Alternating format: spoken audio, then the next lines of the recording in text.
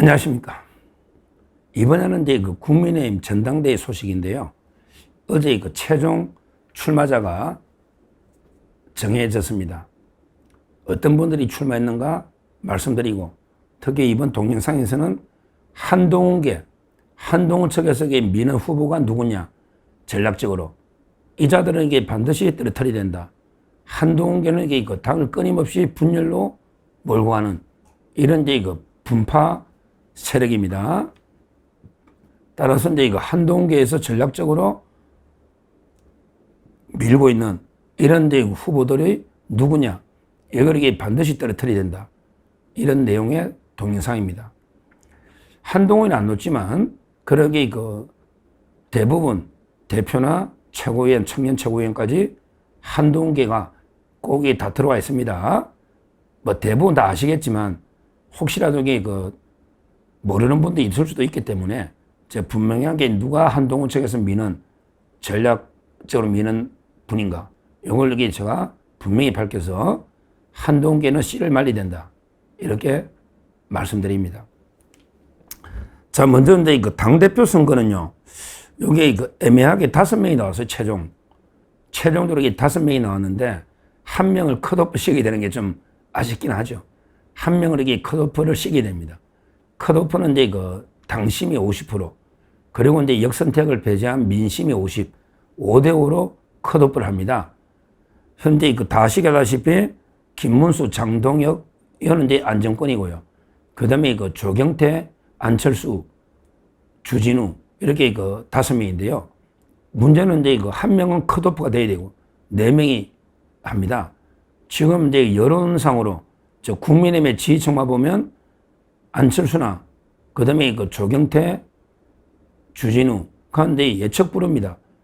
김문수, 장동혁은 이제 안정권인데 3명 중에 누가 떨어질지는 몰라요. 주진우 의원이 초선이지만 그러게 법률위원장으로 워낙에 투쟁을 많이 했기 때문에 상당히 지지세가 좀 있어요. 인지도나. 아마 이제 주진우 의원이 최고에 놓으면 이게 무조건 됐을 것 같은데, 일단 이게 당대표에 도전했습니다. 본인으로서는 이게 큰 뜻이 있겠죠. 여기서는 이게 누가 한동훈계냐, 다 아시다시피 당연히 조경태입니다. 따라서 이게 조경태를 반드시 컷오프 시키게 된다. 즉, 당대표 선거에 놓은 한동훈계는 조경태다. 자기들에게 한동훈계는 우리가 조직적으로 누굴 안 돕는다 떠들지만, 그건 이게 새빨간 거짓말이다. 안 도울 리가 없지요. 결국은 이제 한동훈계에서는 이게 전폭적으로 조경태를 아마 지지할 겁니다. 당원 모집도 많기 때문에. 그래서 우리 주류 측에서는 반드시 조경태를 떨어뜨려야 된다. 이자가 이제 컷오프에서 떨어뜨리면 제일 좋고요. 그게 아니라도 이게 어차피 결선까지는 못 갈 거예요. 결선은 이제 김문수, 장동혁 아마 양파전이 되지 않을까, 이렇게 봅니다. 지금 한동훈계도 이게 세력이 많이 줄었어요. 한동훈이가 나왔을 때하고 또 이게 대리인 내세울 때하고는 다르죠. 그렇잖아요. 아마 이게 한동훈계에서 대거 투표 안 할 수도 있고요. 또 많이 세가 약화된 것도 사실이고, 한마디로 이게 세가 늘어나질 않아요. 초창기 한동훈계라고 분류되던 사람이 거의 그대로입니다. 따라서 이제 조경태가 저는 결선까지 가기는 어렵다, 이렇게 보는데, 가능하면 컷오프에서 떨어뜨리자. 오히려 이게 주진우 의원이 낫다 이거죠. 조경태보다.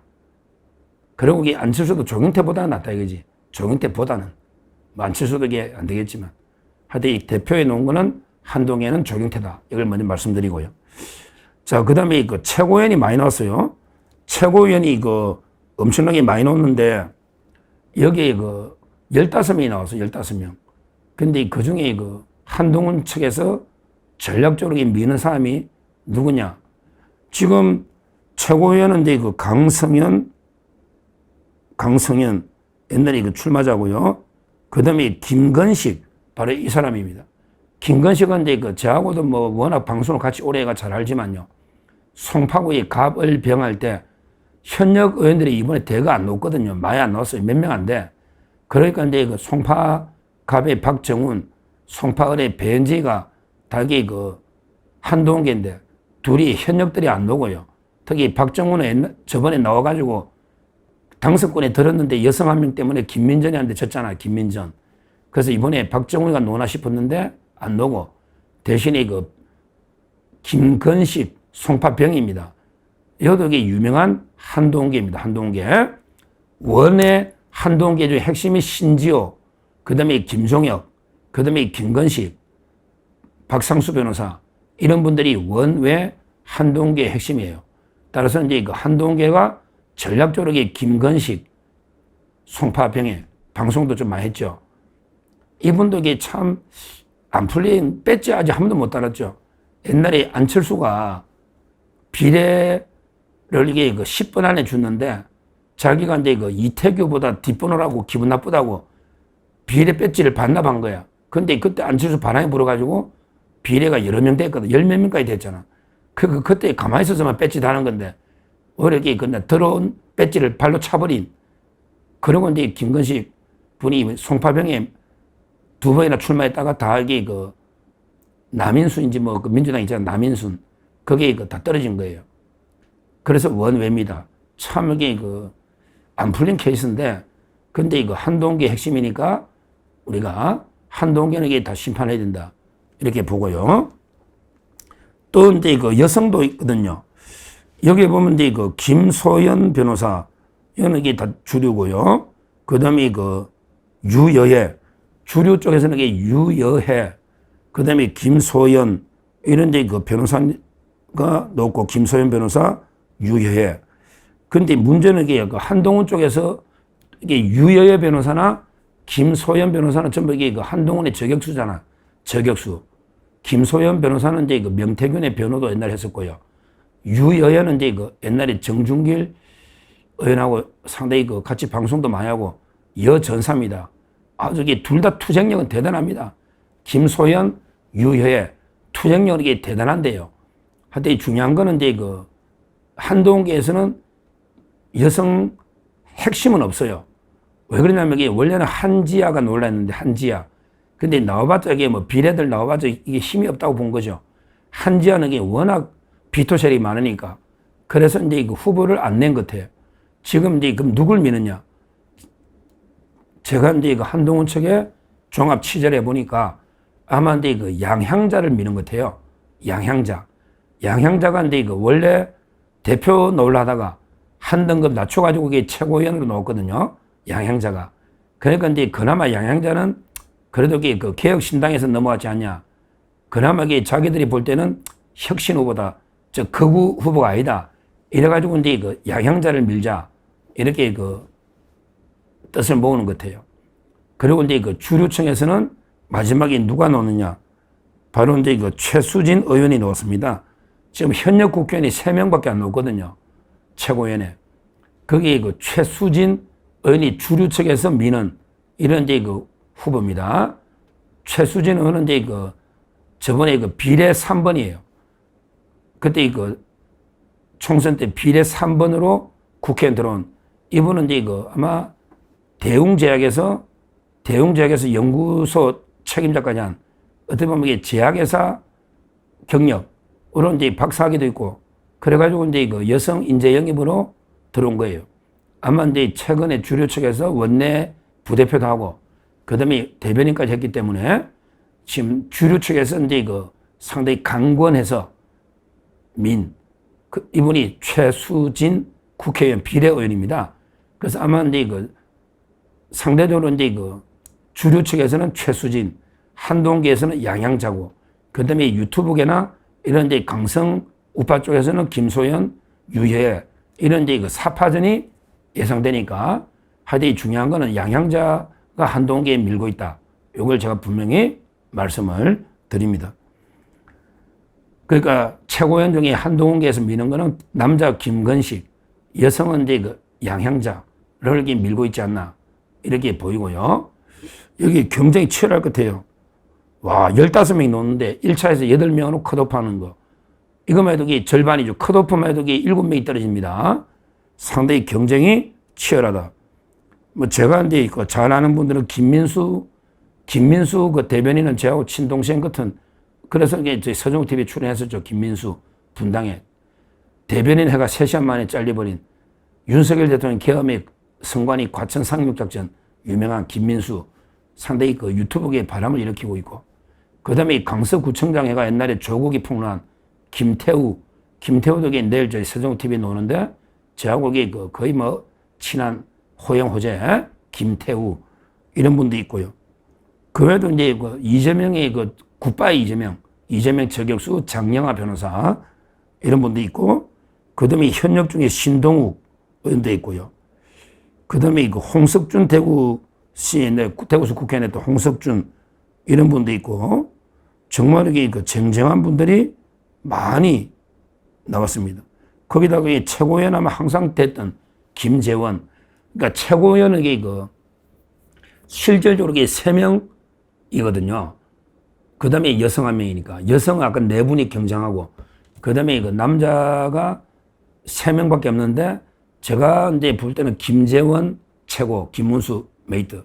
그 다음에 신동욱 의원은 워낙 9시 뉴스 TV조선 앵커, 워낙 유명하니까 현역이고, 신동욱, 김재원이가 안정권이고, 누가 수석이 될까? 그리고 이제 그 한 자리를 놓고 치열한 경합이 벌어진다. 현재 그 원외지만 김민수 후보도 유튜브계나 돌풍을 일으키고, 그 외에도 여러 후보들이 경쟁하니까 상당히 치열한 경쟁이 벌어지고 있다. 이렇게 봅니다. 최고위원은. 자, 그 다음에 이거 마지막으로 청년 최고, 이게 걱정이에요. 청년 최고. 이게 걱정이에요. 왜 그러냐면 이게 청년 최고가요, 4명밖에 안 나왔어요. 저는 이게 마이너리티 원래 한 15명까지 생각했는데, 전부 청년들이 다 어디 갔나? 정당의 청년들이 아마 이게 금전적 부담도 있고 여러 가지로 좀 사정이 있는지 너무 작게 넣어서, 거기다가 이제 한동계에서 우재준, 제가 우재준을 깠잖아요.